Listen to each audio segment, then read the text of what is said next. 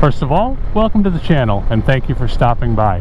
When time permits, please consider subscribing. I would greatly appreciate it. What I want to talk about today is what hopefully is in my last video, which was my trip from upstate New York to Acadia National Park in Maine. That trip was originally going to be a camper van trip with my wife, so I had booked a camper van site, RV friendly, and when I got home the day we were due to leave, she had decided that this was not going to be the long weekend for her in Acadia. So I decided I don't want to drive all the way up there myself, but I would like to ride the bike up there. I had spent the winter buying quite a bit of camping gear with the intention of camping off of my KTM 390 Adventure. I had bought pretty much anything for summer weather, maybe shoulder season, and since it was 75 degrees when I got home, I thought that gear would be fine. Turns out 75 in New York turns out to be 53 in Maine, so it wasn't necessarily the right time of year to go and take a bike that far and camp overnight. That said, it was a really good trip. Not that I had a good time camping, not that I didn't get rained on my way there all night long and on my way home, but it was a really good trip because I got to see how the bike handled it. I mean, from the beginning when I was considering camping off of this bike, I was worried that a 390 just wasn't going to be the bike to do 200-300 miles.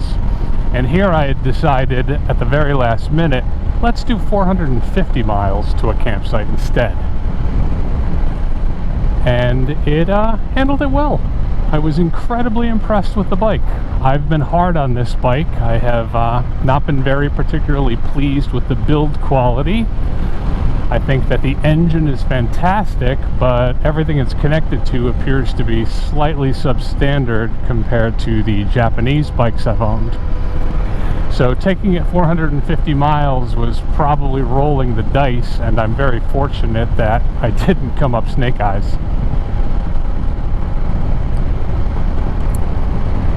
As far as riding a lightweight bike 450 miles on the highway, it does okay.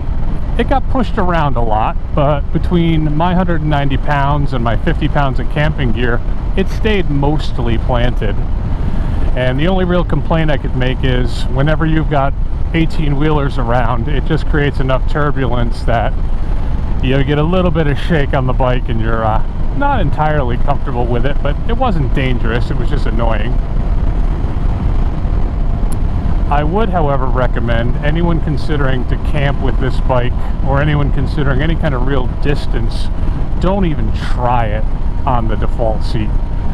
I have the KTM Power Parts bench seat, and it is plush and comfortable regardless.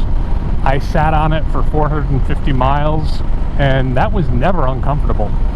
I've ridden with the I've ridden with the original seat for 40 miles and wondered why I took the bike 40 miles. So the bike will absolutely go as far as you want it to, but certainly don't ask yourself to sit in that seat while you're doing it. Cruising speed, the bike was more than happy. It was a holiday weekend when I went up. Everyone was driving very fast. It was pretty much 75 to 80 is the cruising speed in the right lane. If I wanted to pass somebody, I had to go 85 minimum, and the 390 again, I didn't think it could do it, but even with camping gear, I can drop it into fifth, pull it up to 90, 93, and it will pass safely. Very, very impressed. The bike unfortunately did not handle everything well.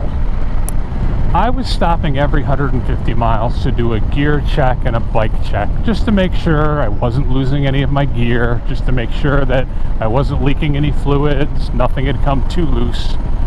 And unfortunately, during one of my trips, one of my stops, I found that my chain was incredibly loose.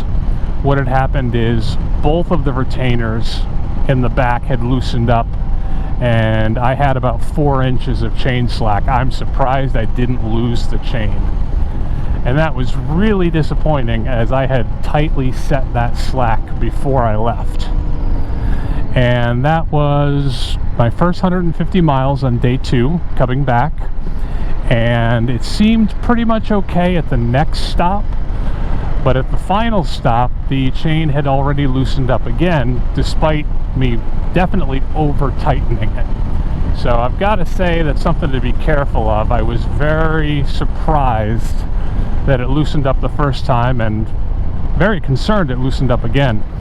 So far riding around town, it's had absolutely no problems. The chain slack has stayed the way it was when I got home and I set it. But something to be concerned about on a long trip. I believe in the future I will be stopping every 60 or 70 miles and just verifying that that chain isn't loosening up.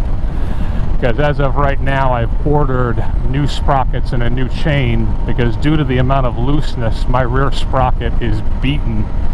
Despite only having 6,500 miles, it's toast.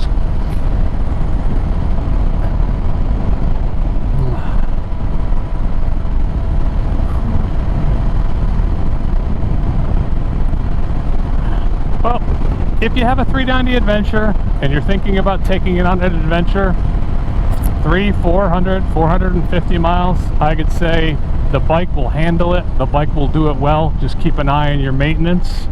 I will absolutely be taking this as my camping bike and checking it every 100 miles for maintenance. All right, thanks for watching. I really appreciate it. Take care.